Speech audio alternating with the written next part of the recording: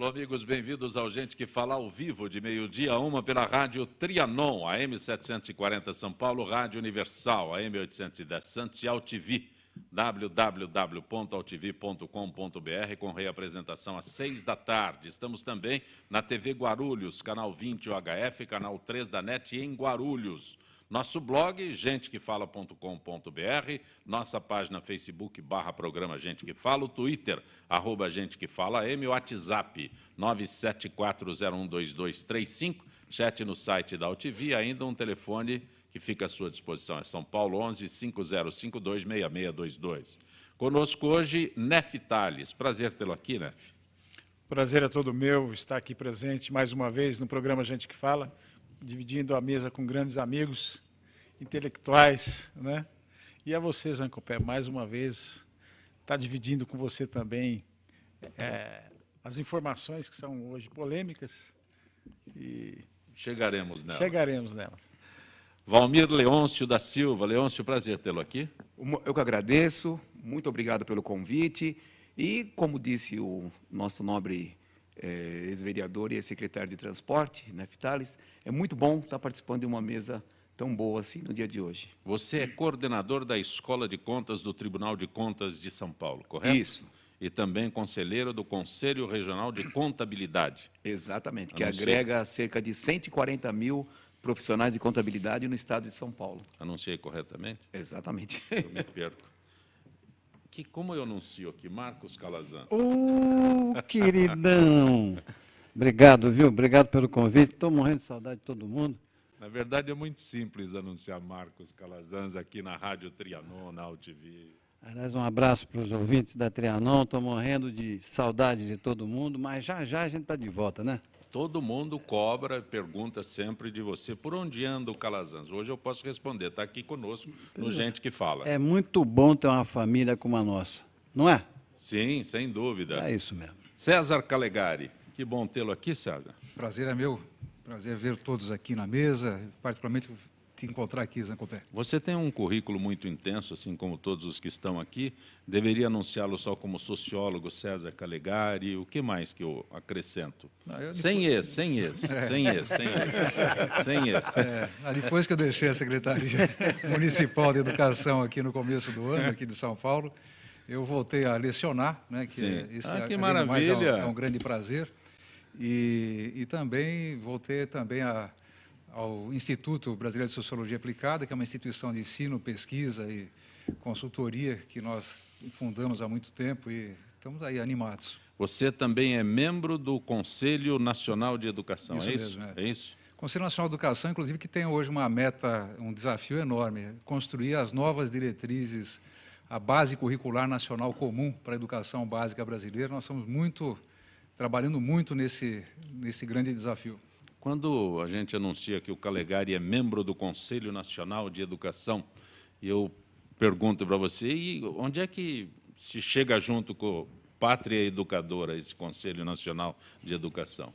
Bom, o Conselho Nacional de Educação, ele possui 24 membros, é o mais alto foro, né, de decisão das questões educacionais do país.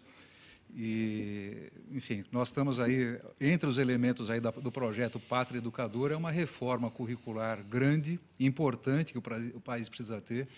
Nós não podemos ter uma dispersão de currículos como temos hoje, e isso acaba prejudicando muito a qualidade do ensino oferecido em muitas regiões do Brasil, né? Calegari, eu quero entender um detalhe. Você disse muitas regiões do Brasil. O Brasil é muito grande, diverso, é complicado, né? Mas o meu universo do Calazans, do Nef Tales, do Leôncio é São Paulo. Então é fácil falar de educação. Mas quando eu imagino o interior do Amazonas, né? Quando eu imagino o interior do estado de São Paulo, o interior do Mato Grosso, são realidades completamente diferentes da nossa. E discutir educação, você diz um currículo comum, como é que se aplica isso?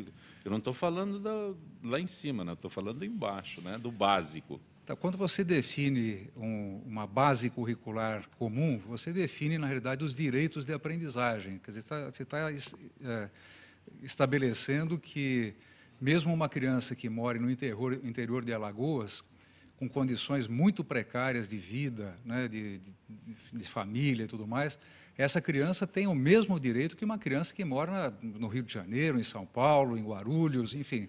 Agora, as condições são diferentes. Nós temos que melhorar as condições para consagrar o direito, que é direito de todas, né? Então, ao definir um currículo básico nacional comum, nós estamos definindo o direito das crianças, dos jovens e dos adultos, que no Brasil inteiro tem que ter a mesma qualidade de educação. Neftales, o professor Leôncio, algo a acrescentar, professor? Não, eu estou parabenizando ele, que realmente eu acho que não tem coisa mais importante, né, a gente que trabalha na área pública hoje, saber que a educação está bem sustentada, porque não tem como, né, você hoje criar cidadãos críticos sem a educação por trás. Neftales, que mora em Guarulhos e várias vezes veio ao Gente que Fala, quanto tempo demorou de Guarulhos a São Paulo, hoje ao Gente que Fala? De Marginal ou até aqui? Marginal, nós temos os novos limites de velocidade impostos a partir de hoje. Foi reduzido para quanto? 70? Antes da redução da velocidade, que eu acho que é um critério que não deveria ser tomado, eu levava 1h30, 1h15. Hoje eu levei 2h15 até aqui. A Marginal completamente parada, estagnada, e eu vejo essa medida, Zancopé. Está sendo reduzido de 90 para 60, em alguns pontos de 70 para 60. Exatamente. E nas pistas locais, de 60 para 50. Exatamente. A diminuição da viabilidade de transporte e de velocidade, ela, na minha opinião, como já fui secretário de transporte também na cidade de Guarulhos, ela inviabiliza muito o trânsito. Inviabiliza demais.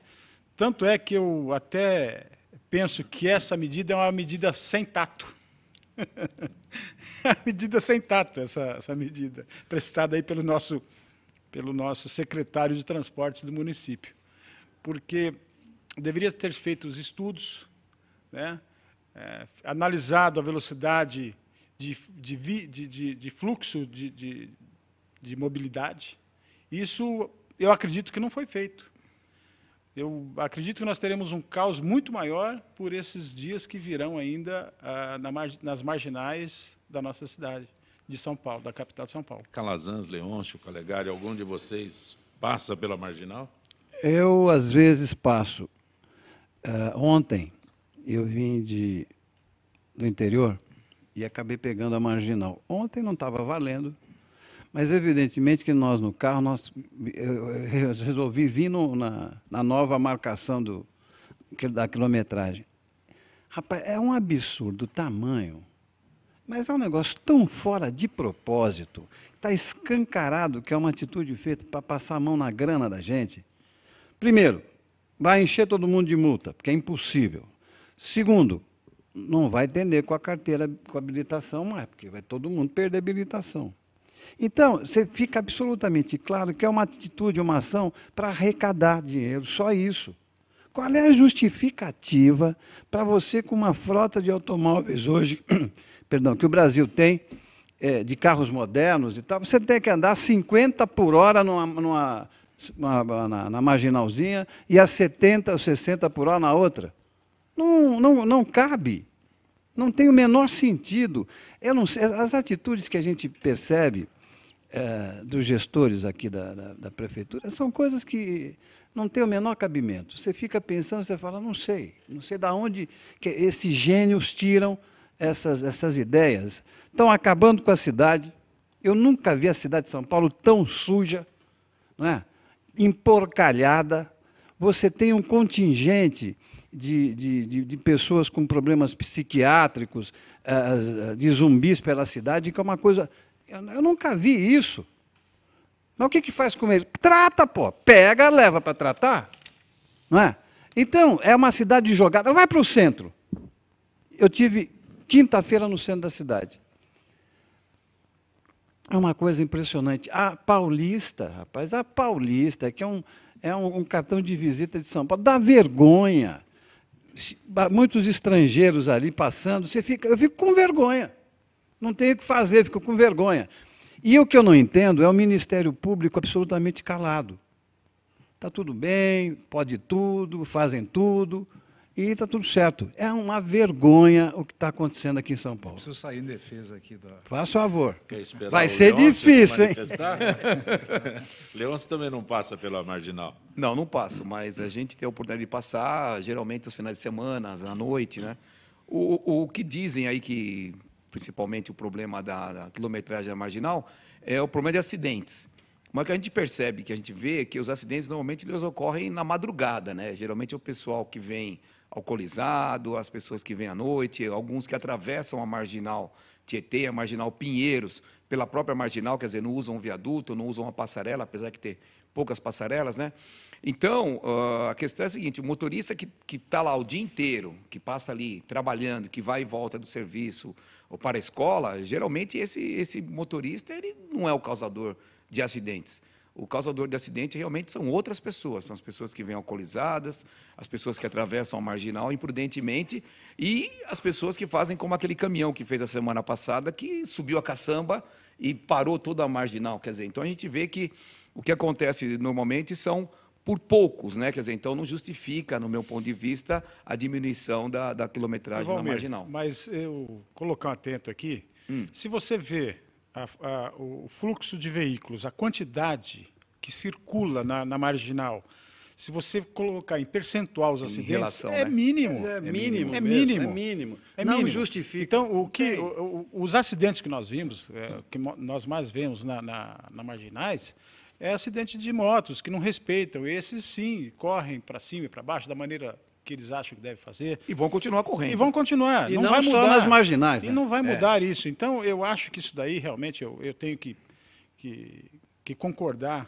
né, com o Marcos Calazans. É a indústria da multa, só pode ser, não tem outra maneira. E o tempo que você leva, vamos dizer assim, do Morumbi até aqui a Ponte das Bandeiras, você levaria aí em torno de 40 minutos. Você, tranquilamente, com essa diminuição de velocidade, você vai levar mais de 1 hora. No mínimo. Calegari.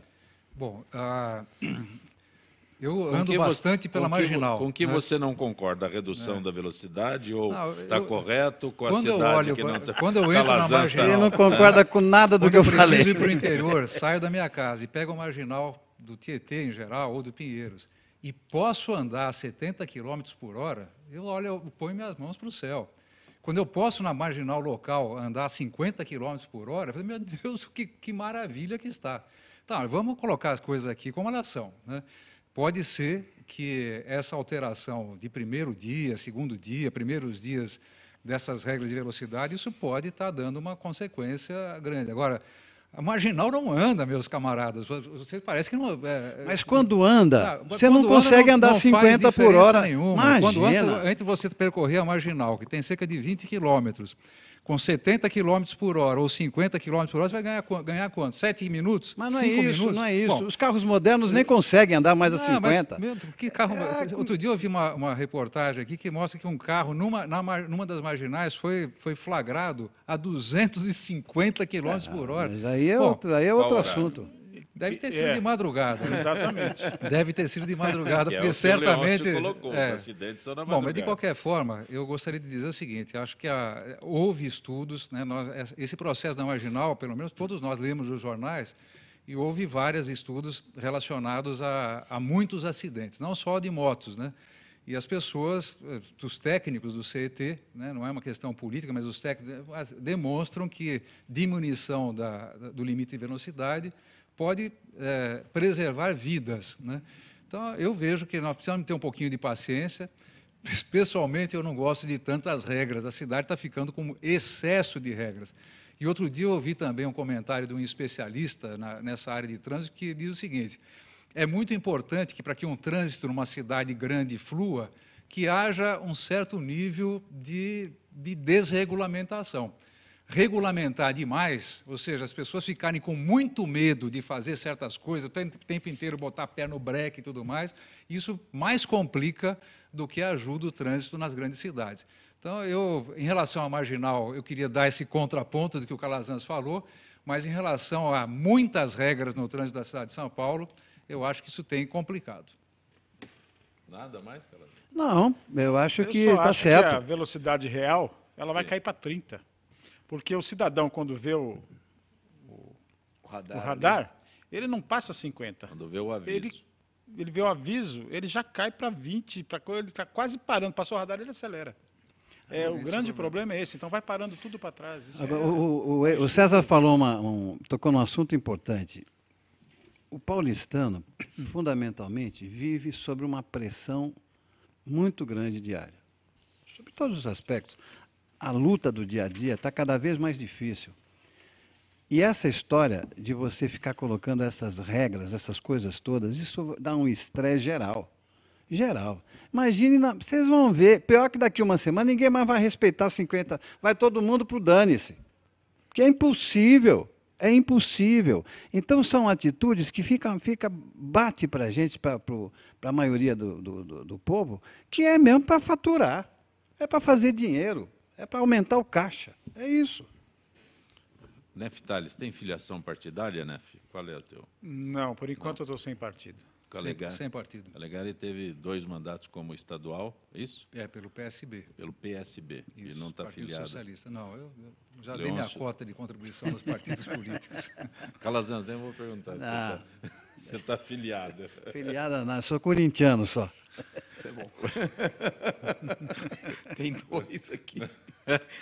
PMDB vai reivindicar o comando da CPI do BNDES a partir de agosto. A comissão criada na sexta-feira, após Cunha anunciar seu rompimento político com o governo Dilma Rousseff, vai aprofundar informações sobre empréstimos feitos pelo Banco Público desde o governo do ex-presidente Lula. No mesmo dia que a CPI foi criada, o PSDB, principal partido de oposição ao governo, indicou 2 membros, os deputados Betinho Gomes, de Pernambuco, e Miguel Haddad, de São Paulo.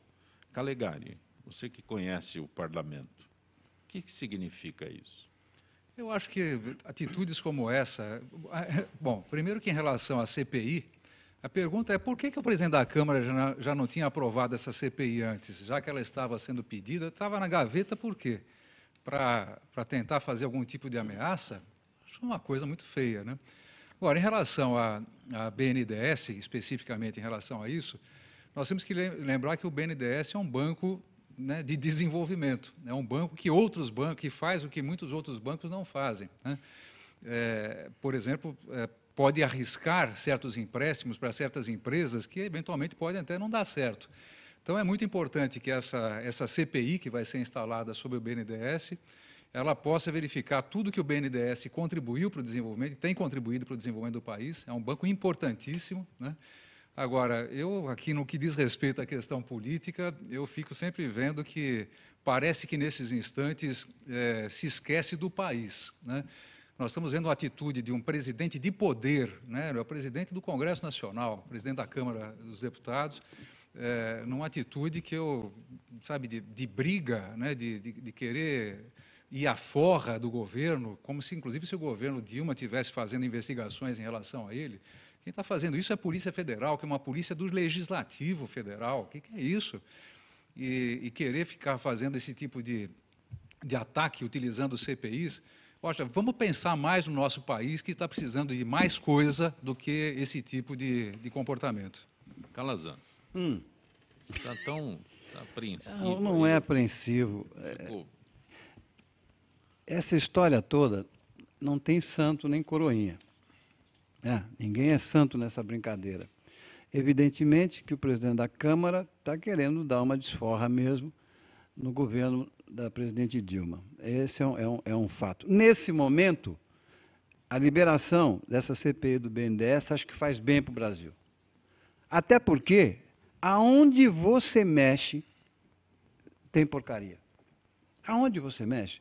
Eu escutei uma frase do ministro Zavascki a semana passada, que eu achei muito interessante. Ele diz o seguinte: eu estou impressionado, porque aonde você puxa uma pena, sai uma galinha. E é verdade. Avalie o que pode acontecer se for feita uma CPI para valer sobre o BNDES. Sobre os fundos de pensão, que é outra que foi aprovada.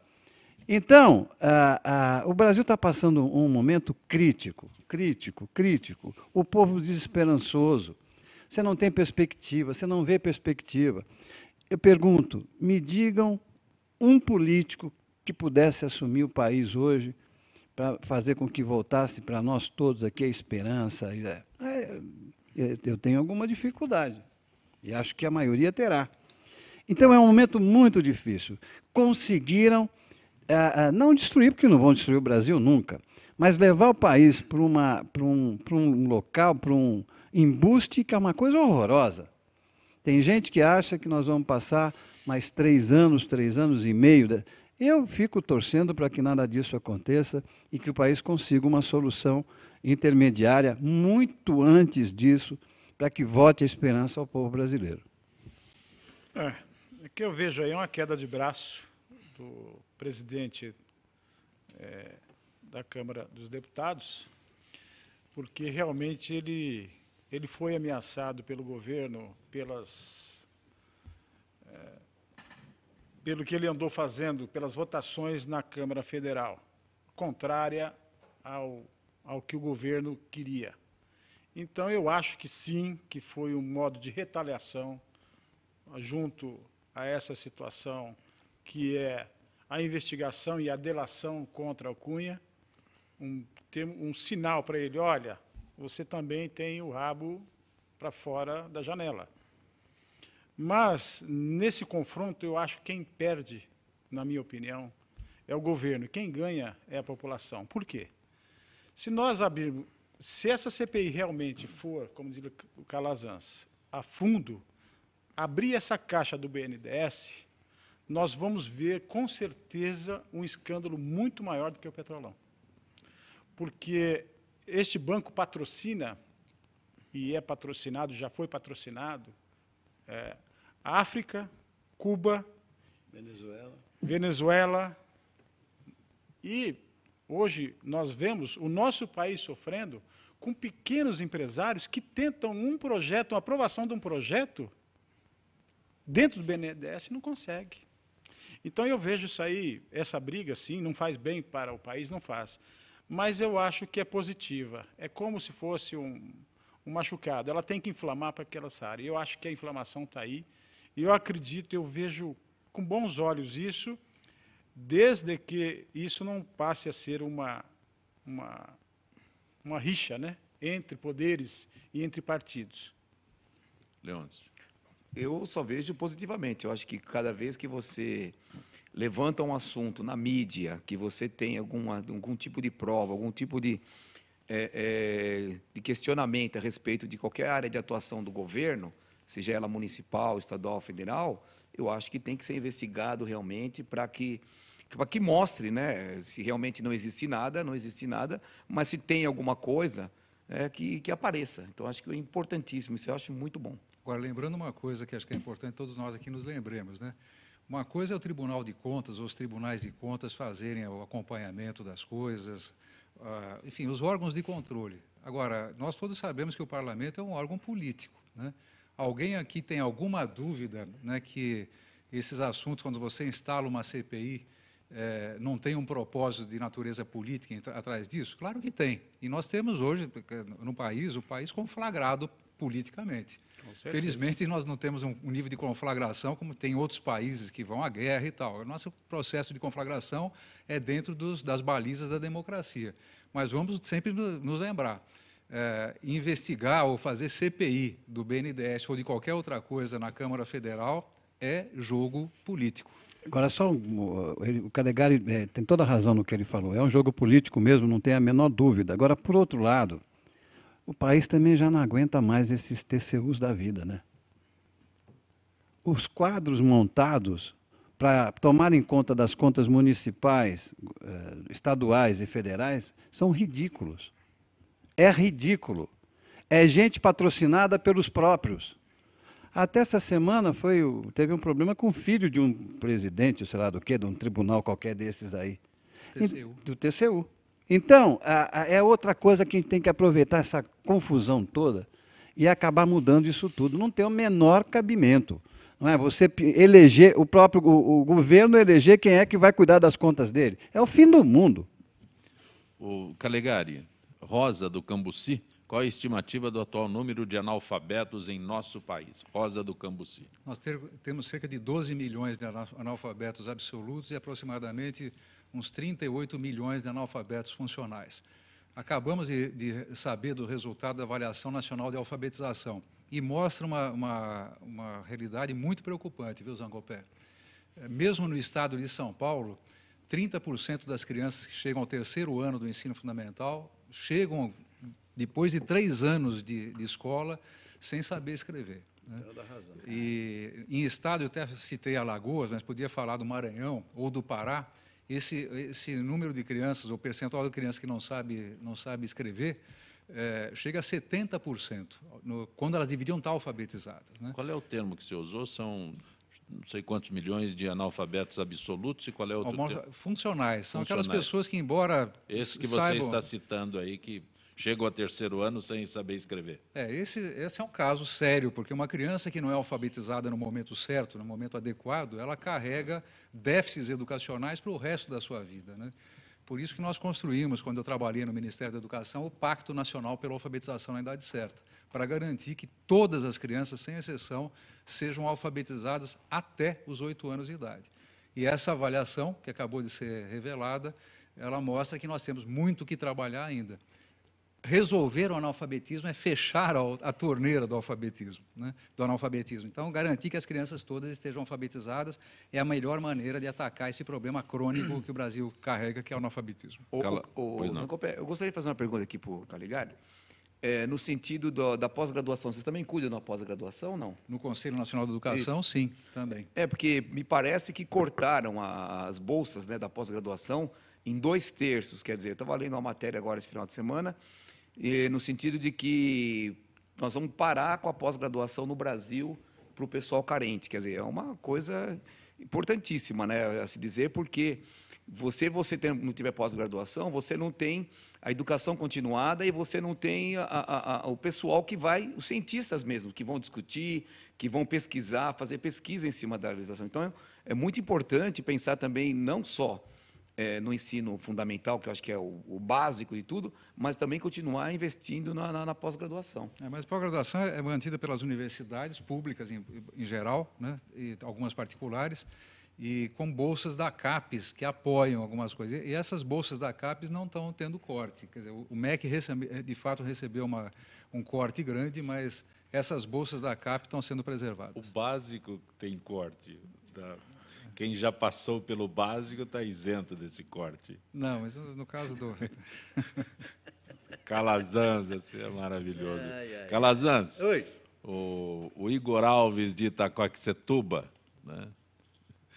Além da Prefeitura de São Paulo estar fazendo uma péssima administração em nossa cidade, a gente não pode esquecer que o governo do Estado está fazendo a sua parte para infernizar a nossa vida com péssima segurança pública. É o Igor Alves de Itacoaxetuba. E o Igor tem razão. A situação da segurança pública é, de fato, muito preocupante, temerária. Aliás, ontem nós fui para o interior e aí no meio lá do churrasco nós estávamos discutindo a história da maioridade, né? Olha, vou contar, deu indigestão, passei mal com o churrasco. A confusão que os caras fazem, o que foi? O Calazans, você me faz lembrar os que discutem comunismo com uísque. Pois é. Pessoal... No mínimo 12 anos. Para quem... Vamos para o intervalo. Vamos. Gente que fala retornará em instantes.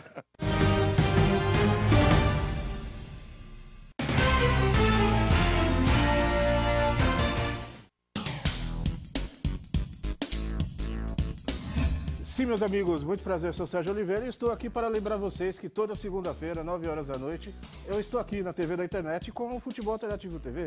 Sim, Série D, Série C, Copas Estaduais, as divisões de acesso, tudo aquilo que nenhum outro programa esportivo fala, tem a coragem, a capacidade de falar, nós falamos aqui na TV. Toda segunda, 9 horas da noite, só aqui na TV da internet.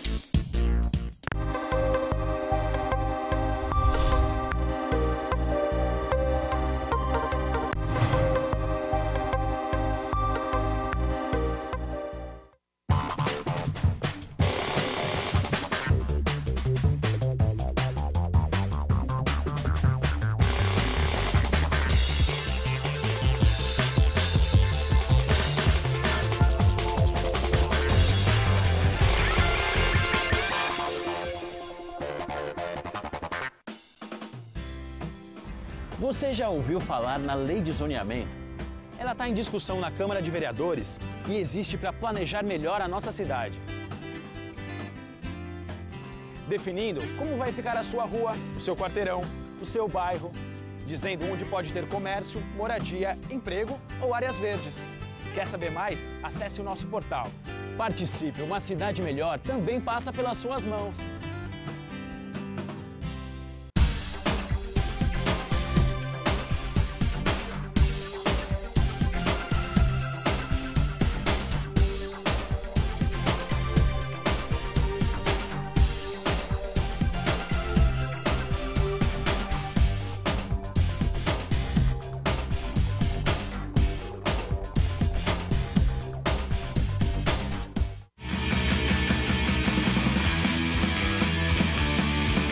Olá, eu sou João Carlos Boldan e apresento aqui na UTV toda segunda-feira, a partir das 14 horas, o programa Saludes, com o apoio da Quantum Bio. Falamos das medicinas ancestrais, como a acupuntura, que é a minha especialidade, mas também de medicina quântica, biorressonância, biofísica, para a qualidade de vida e saúde. Venha com a gente toda segunda, às 14 horas, aqui na UTV.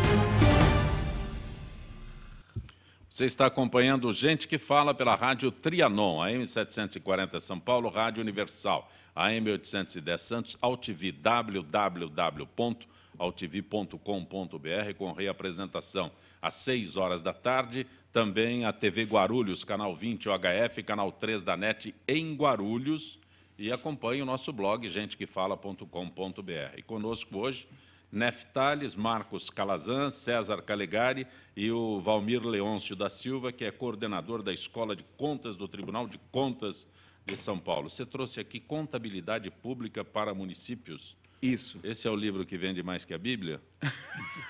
Ou só vende menos que a Bíblia? Esse é o livro que está começando a vender, ele está chegando perto do número vendido da Bíblia. O outro é Contabilidade Aplicada ao Setor Público. É pela editora Atlas, esse daí é pela editora Fórum.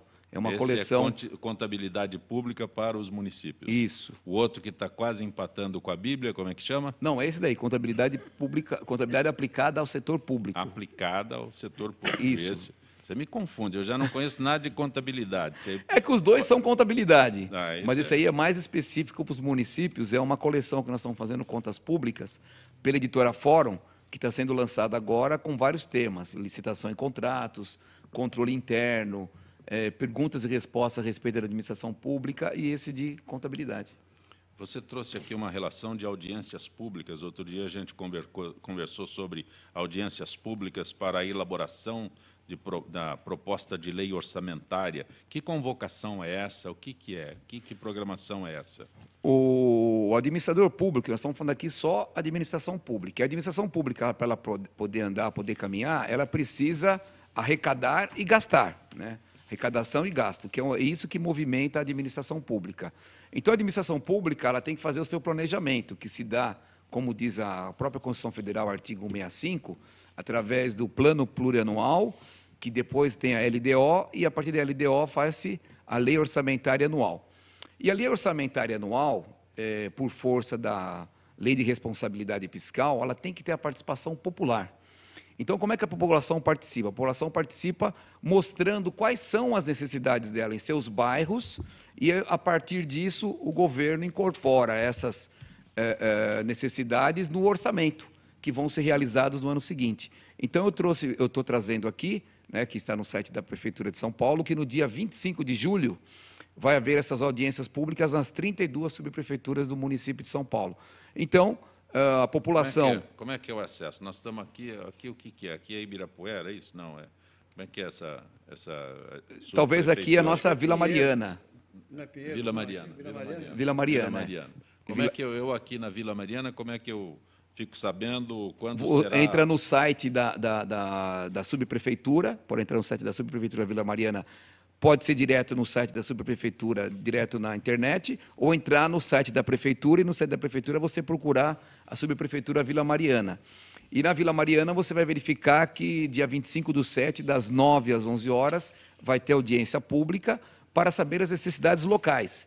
E essas necessidades locais vão ser colocadas dentro do orçamento do município para serem executadas o ano que vem. Então, é importante a participação popular, porque ninguém melhor do que a população que mora naquele bairro sabe a sua necessidade, né? Então, pela própria Constituição, quem tem o poder de fazer o orçamento é o chefe do executivo, que no caso é o prefeito, mas com a participação popular. Neftales, Roberto Campos, da Vila Galvão, o senhor já teve a oportunidade de observar que na região de Cumbica, sua posição anti-autonomia de Cumbica foi muito mal recebida? Pergunta o Roberto Campos, da Vila Galvão. Se todo mundo gostasse do verde, que seria do amarelo, né? Essa é a verdade. Mas Cumbica é realmente uma cidade sofrida pela atual administração, que largada, e eu acredito que o posicionamento... Como que é o nome dele? Me perdoe. É o Roberto Campos, da Roberto Vila Campos, Galvão. Pelo seu posicionamento, eu acredito sim, porque o município está largado, principalmente Cumbica, como eu disse, e essa área é muito importante para a cidade de Guarulhos, onde ela está hoje instalada as maiores empresas da cidade. É a mesma coisa que nós tirarmos de um corpo o coração. Ele vai pulsar fora e o corpo irá morrer. Então, eu sempre fui contra e serei contra, sim, a separação de Cumbica com o resto da cidade de Guarulhos. Calazans, notícias divulgadas hoje pela manhã. Agentes penitenciários paulistas em todo o estado entraram em greve. É o Ivan da Cachoeirinha aqui. Faz o comentário, não é nenhuma pergunta, não é? Na verdade, é o que nós estamos vendo hoje. Quer dizer, as categorias, as mais diversas categorias entrando em greve, inflação corroendo o pequeno salário da maioria dos trabalhadores, está virando o samba do crioulo doido. É uma situação de quase convulsão que o país está passando, e essas coisas estouram, espocam ali, aqui e acolá. Nancy da Lapa faz um comentário aqui, aliás, a pergunta, não sei se alguém aqui teria condição de responder, sobre o assessor do Eduardo Cunha, que aconselhou o pronunciamento dele em rádio e televisão. Esse assessor não percebeu que teríamos panelaço, buzinaço e outras manifestações hostis? É a Nancy da Lapa. Olha, eu vi o pronunciamento, assisti o pronunciamento do Cunha, achei, tecnicamente, vendo como publicitário, horroroso. Era uma pessoa recitando na frente de uma câmera, um discurso vazio. Enfim, não entendi nada. Não entendi nada, e acho que muita gente não entendeu também. O assessor deve ter desaparecido. Sumiu. Calegari, no lema Pátria Educadora, onde o Brasil está pecando mais em termos de investimento? É Cássia Lima quem pergunta. Bom, nós temos que investir mais. Agora, não há educação de qualidade, todos nós sabemos bem, se não houver a valorização dos educadores, né? Isso é uma coisa óbvia. Não é simples, né? Nós temos aí 2 milhões de professores em atividade no Brasil. Não adianta dizer que nós vamos formar uma nova geração de professores. Nós temos que cuidar da atual geração de professores, porque são esses que estão cuidando dos nossos filhos. E significa melhorar salário, melhorar carreira e melhorar também a formação continuada, né? O país tem dado alguns avanços em matéria de educação, mas é pouco dentro daquilo que nós precisamos fazer. O Leôncio se referiu há instantes sobre pós-graduação, mestrado, quer dizer, outro estágio. Eu já perguntei isso para você, ainda insisto, Calegari. Eu fico preocupadíssimo, é sempre com a educação de base. Há alguns dias, né, na divisa com o Mato Grosso, lá, a menina falou, tio, o senhor pode me ajudar? É que nós fomos orientados aqui, como é que é? Eu esqueci, mas o fumo eu não esqueci. Nós fomos o pedido da professora que tem que escrever isso daqui, eu não sei como é que escreve. Nós, né? Nós fomos. Nós fomos. Aí, isso sabe, eu fico preocupadíssimo com isso, porque a menina está no 2º ano, a criança está no 2º ano, então, aí eu não tenho nem como começar explicando para ela que não é nós fomos, é nós fomos. Aí, sabe, então isso me deixa, sabe, apavorado cada vez mais com a nossa educação, como você disse, de professores, né? Investimento de professores, para que isso não aconteça. Eu não sei por onde começar, Calegari. Só uma palavra. Nós temos boas escolas públicas no Brasil. Nós temos boas escolas públicas no Brasil, mas escolas boas mesmo. Sim. Então, nós precisamos buscar mágica, né, em qualquer outro lugar. Vai verificar como é que funcionam as escolas técnicas federais. São excelentes. As escolas aqui do Estado de São Paulo, na área profissionalizante, excelentes. As escolas do Senai, da melhor qualidade. O Brasil tem demonstrado que é capaz de fazer boa educação. E toda vez que você olha por que a educação é boa, você vai encontrar professor reconhecido e apoiado e, quando possível, bem remunerado. Às vezes, nem é bem remunerado à altura daquilo que mereceria. Sim. Mas, mesmo assim, a educação se faz de boa qualidade, porque a equipe é coesa, é uma equipe mais estável e tudo mais. E se investe, basicamente, naquilo que é o fundamental, né? Currículo, material didático, tudo aquilo que nós precisamos, de fato, fazer com que o Brasil funcione. Posso fazer uma pergunta? Dentro do que você falou para o Calegari, como é que ficou aquela história? Porque ele citou, o Zancopé citou o negócio do nós fomos, a criança nós fomos e tal. Nós fomos.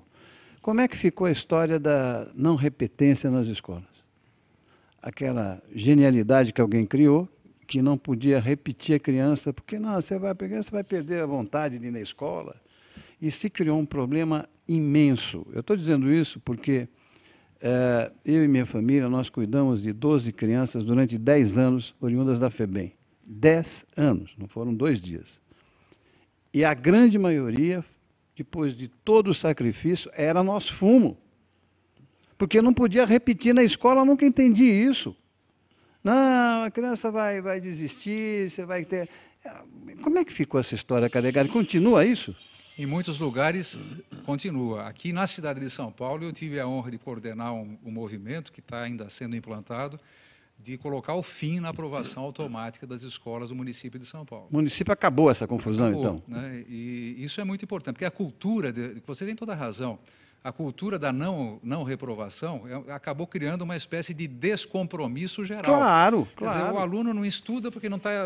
o professor também, a família... Quer dizer, ninguém se compromete naquilo porque a educação para uma criança é uma forma de trabalho. Não há educação sem algum tipo de esforço, né? E é assim que se aprende, porque a vida vai cobrar depois desses desafios. Então, em São Paulo, felizmente, nós estamos colocando o fim, quer dizer, quem está colocando agora são os professores e diretores de escola, junto com as famílias, colocando o fim a esse mal que foi a aprovação automática que tem destruído a educação no Brasil. Menos mal. Mais uma perguntinha, desculpa, só mais uma perguntinha. Por que quando sai o ranking, né, o ranking nacional das escolas, a gente vê, logicamente, que as escolas particulares, né, principalmente aqui de São Paulo, elas estão sempre em primeiro lugar. E uma escola pública que sempre aparece ali entre os primeiros lugares são os colégios militares, que são, de certa forma, também escolas públicas. Por que os colégios militares eles se destacam tanto em relação aos outros colégios, que são colégios também públicos? Por que tem essa diferença? São escolas em período integral selecionadas, né? As escolas também particulares são selecionadas. Quem é que estuda nas escolas particulares? É gente que lê almoça e janta há várias gerações, né? É diferente da escola pública, que também acaba sendo uma herdeira de muitos problemas sociais. Agora, temos, fora os colégios militares, que são poucos, né? Mas tem boas escolas, como, por exemplo, Pedro II, no Rio de Janeiro, que é uma escola pública, boa, de boa qualidade, que pode ser transformado como exemplo. Mesmo em São Paulo, Pernambuco e outros estados, estão hoje fazendo movimentos importantes no sentido de qualificar, sobretudo, o ensino médio no Brasil, que tem andado muito mal das pernas. Leôncio, Fernanda Lopes da Moca, o que são pedaladas fiscais? Consegue simplificar? Fernanda já diz aqui. Ele trabalha com isso. Não, pedalada não. Não, ele sabe muito bem quais são os truques que eles usaram, né? Quais foram. É a Fernanda Lopes da Moca. Existem dois tipos de pedalada. Tem a pedalada que aqui em São Paulo, na ciclovia, né?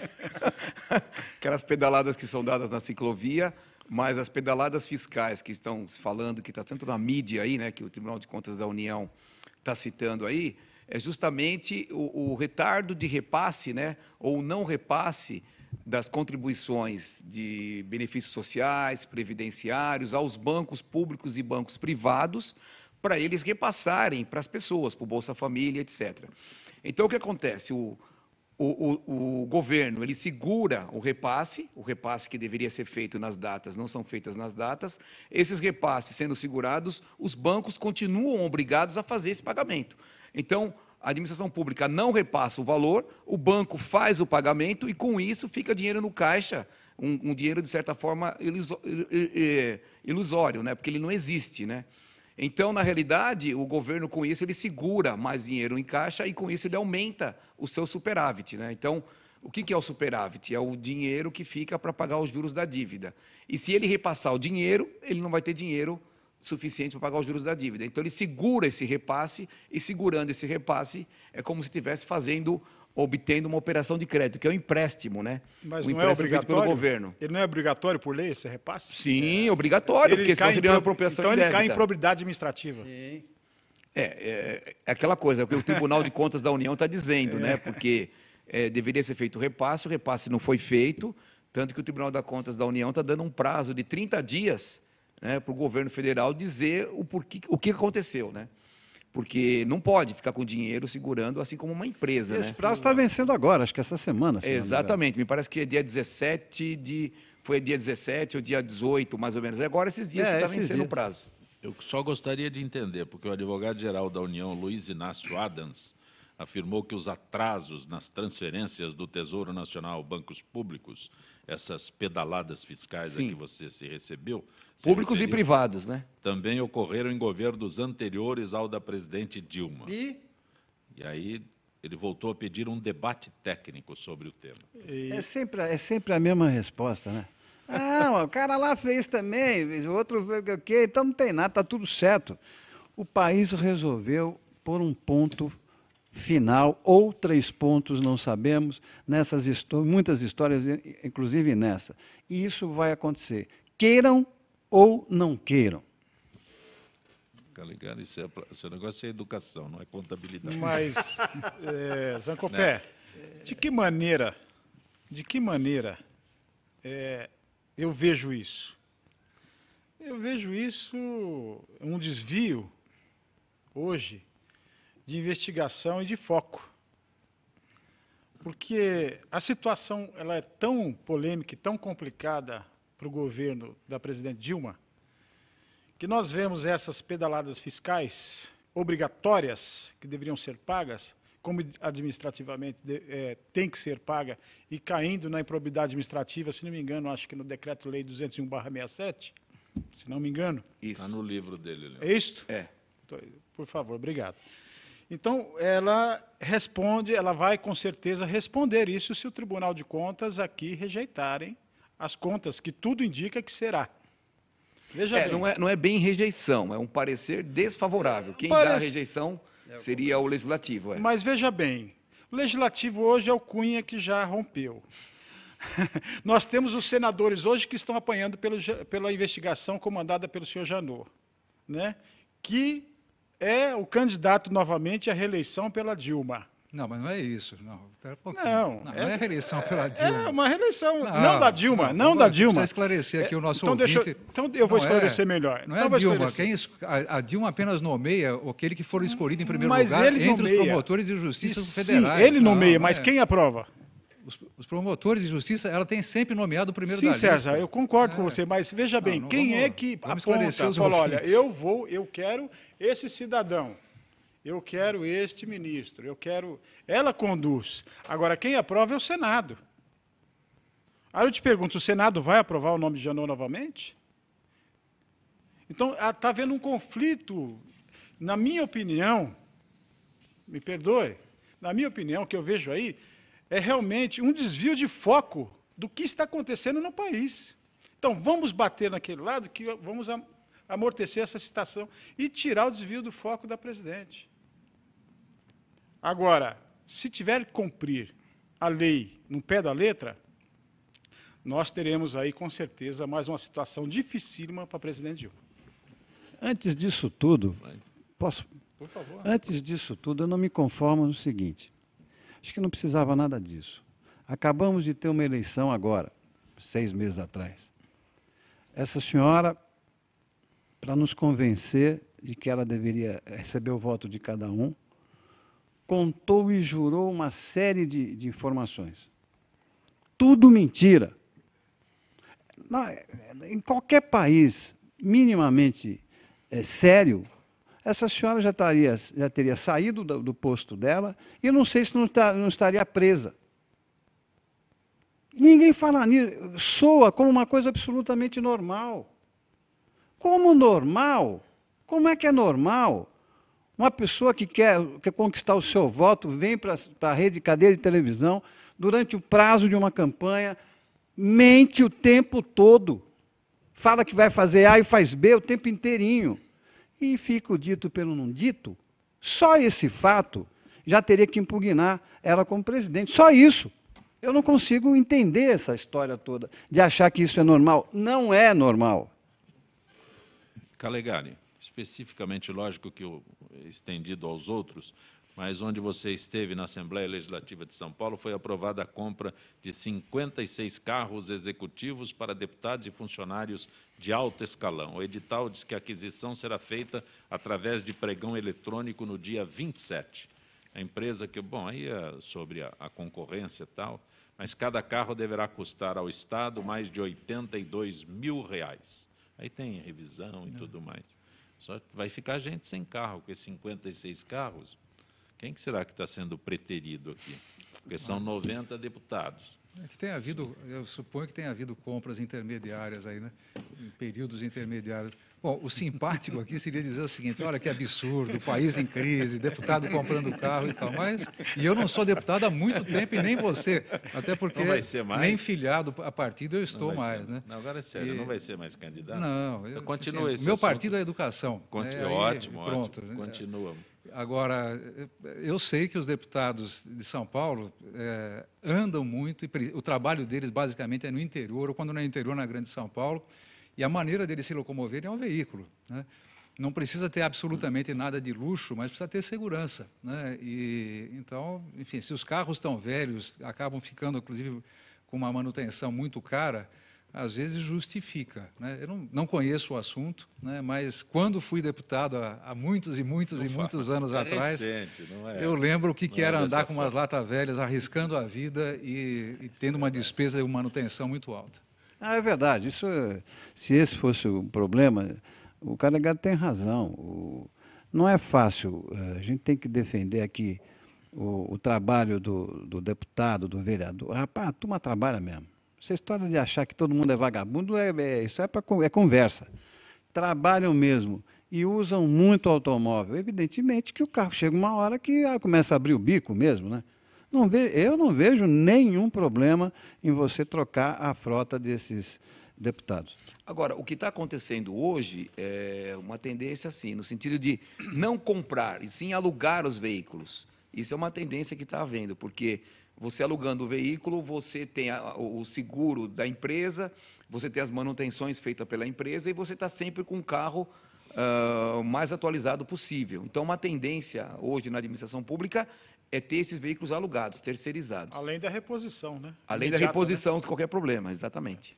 Antônio Carlos é de Sumaré bairro aqui na capital. Alguém sabe informar o custo dos cantores na virada cultural na capital? Não sei se alguém tem aqui informação. Já chegou no Tribunal de Contas ou não? Não, eu vi pelo jornal que, por exemplo, o Caetano Veloso me parece que custou 150 mil, Fábio Júnior, acho que 100 mil, assim, os mais... E a Daniela Mercury, 99. Ficou nessa faixa. Os outros devem ter... Ela deu um os desconto. outros 10 Ela mil, deu um 5 desconto. mil, Ela deu um 4 mil. desconto. Ela deu um desconto para a Deu um prefeita. desconto. Eu Que sei, lembro. eu sobre a capital não sei, mas eu sei que a Paula Fernandes, em Guarulhos, fez um show, né, de aniversário da cidade, eu não me lembro qual foi, e não foi cobrado, mas a prefeitura pagou. Como assim? Não foi cobrada a prefeitura? Não, Estamos ninguém esperando- canta de graça, ninguém canta de graça. Aí Mas não é acontece assim. que foi feito. Está lá nos autos, inclusive, quando ela foi chamada, Sim. para que depois ela falou, não, eu acertei não com a prefeitura não me pagou nada. Inclusive, nós estamos lá pedindo uma CPI, inclusive na Câmara Municipal, para que seja esclarecida essa situação. O pagador oculto? Tá bom. Calegari, verdade que não volta para a política partidária? Não, como eu falei, não é brincadeira. Meu partido é educação, já dei minha cota de contribuição. E quando eu falo que não volto, não quero dar com isso nenhum exemplo. Eu acho que a juventude precisa participar da vida política de um país, assim que se fortalece a democracia. Não é porque tem problemas, porque em qualquer lugar tem problemas, em qualquer lugar do mundo também tem problemas na área política, né? E tem bons exemplos também na política. Ora, é preciso que as pessoas participem. Eu estou participando na minha vida como educador, como membro do Conselho Nacional de Educação. Eu insisto nesse aspecto porque bons parlamentares fazem falta, né? E me lembro que você, como deputado, conseguiu reorganizar a verba da educação, que era um negócio assim jogado, colocava-se como desculpa o zoológico na verba da educação, esse tipo de coisa. Aí o Calegari conseguiu reorganizar o destino da verba da educação. Por isso é que digo que bons parlamentares fazem falta. E lamento que você tenha feito a opção. Acho que a educação ganha, né? Mas o parlamento perde. Um dos dois. Obrigado pelas palavras. Né? Calegari, muito bom tê-lo aqui no nosso Gente Obrigado. que Fala. Espero que possa retornar. Professor Valmir Leôncio, contabilidade pública para os municípios está já na sua... É lançamento? Esse daí é lançamento, está na primeira edição. Primeira edição. O que vende menos que a Bíblia, qual que é? A nova contabilidade aplicada ao setor público. Um abraço, Leôncio. Eu que Bom agradeço. tê-lo Muito obrigado. aqui. Neftales, quanto demora para retornar para Guarulhos agora? Olha, agora até que o trânsito não é tanto, mas eu espero, com essa nova velocidade, que eu demore 1h30, né? Bom tê-lo aqui. Espero que possa retornar outras vezes. Obrigado por estar aqui presente com nossos amigos, debatendo temas importantes, né? Como o nosso amigo César Calegari, o Valmir, né? E o nosso amigo repórter aqui, o Marcos Calazan. E, mais uma vez, obrigado pelo convite e a todos uma boa tarde. Calazan, o pessoal da Trianon sente muita falta da tua participação, da tua competência diante do microfone. E eu, muita falta dessa turma, dessa família enorme que a gente acabou montando e criando na Trianon. Mas nós vamos voltar rápido, isso já resolve o problema. Um abraço, Calazan. Outro, querido, obrigado. Gente que Fala tem na direção-geral o jornalista Fausto Camunha, a diretora de produção Zenilda Salvato, redação Raela Brandão, Pedro Schiavon, na pauta José Carlos Sicarelli, produção cultural Ricardo Godoy, na rádio Trianon, Benê, Cléo Rodrigues, Neildo Neres, Ricardo Valim, na direção da UTV Alberto Luquete, na técnica James Eduardo, Marcelo Fontan, Sérgio Oliveira e Iago Matsumoto. Estaremos de volta amanhã, meio-dia. Gratos, até lá.